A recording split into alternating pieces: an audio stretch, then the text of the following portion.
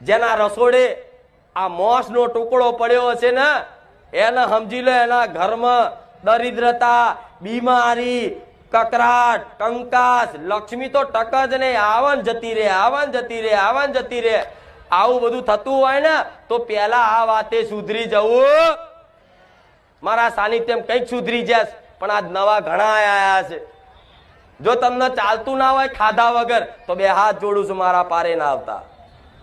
કામ નહીં કરું તમારા, કદાચ સુધરવું હોય તો હું કામ કરી આલીશ, તમારી માતાને કગરીને કરી આલીશ. પણ જો કદાચ આવું ખાવાનું ચાલુ રાખવું હોય તો હું માતા બે હાથ જોડીને જાહેરમાં વિનંતી કરીને કહું છું કે ખોટો ટાઈમ બગાડતા કેમ. આ રેણી કેણી નીતિ નિયમો બતાવીશ, જેમ કે તમારી કુળદેવીની રજા છે ને તો હું કામ કરવાની છું. ચેહરમાના મંદિર આગળ અમે આવ્યા હતા, જ્યાં અમે શૂટિંગ કરી રહ્યા હતા. એ દરમિયાન અહીંયાથી એક ધજા પસાર થઈ રહી. આ ધજા કયા માતાજી? આ ધજા કુંભાર મેરડી માની છે.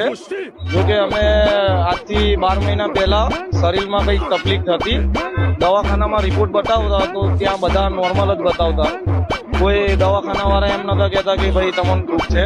તો 12 મહિનાથી માથાની નસો અને છાતીના ભાગમાં તકલીફ બહુ થતી. 10 રવિવાર ગાડીમાં ભરવાના અને 1 રવિવાર ચાલીને ભરવાના. મારા એકલાની જ બાધા હતી અને હું એકલો જ જવાનું હતું. 4 રવિવાર ભર્યા પછી મેરડીમાંનું સપનું આવ્યું, ત્યાં બારેજાનું ભુવાજીનું.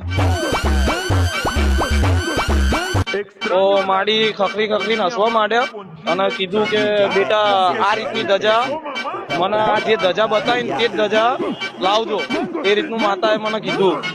અને 52 ગજની ધજા પેન્ટિંગ વાળી. અને આ ધજા બનાવવાનો મને કોઈ વિચાર નતો કે ક્યાં બનાવવાની, કઈ બાજુ બનાવવાની. વડોદરાની અંદર અજય આર્ટિસ્ટ કરીને એ ભાઈને 4 દિવસ પહેલા સપનું આવ્યું હતું મેરડીમાંનું, જે ધજા બનાવે તે. એ ભાઈ માડીએ એમના સપનામાં જઈને એ રીતનું કીધું હતું કે તમારા ત્યાં 4 દિવસ પછી કોઈ પણ ધજા બનાવવા આવે ને મારું ભક્ત, એમને તમારી રીતિ બનાવી આપજો સારી. એ રીતના એ ભાઈને બી સપનું આવ્યું હતું વડોદરામાં, ચના આર્ટિસ્ટ. તો અમે ત્યાં જ્યાં ભાઈને પૂછ્યું કે શેના માટે આવ્યા, તો અમે કીધું કે કુંભાર મેરડીની ધજા બનાવવા. એ ભાઈ અરજથી રોવા માંડ્યા કે 4 દિવસ પહેલા માતા મને સપનામાં આવી હતી કે, અને તમે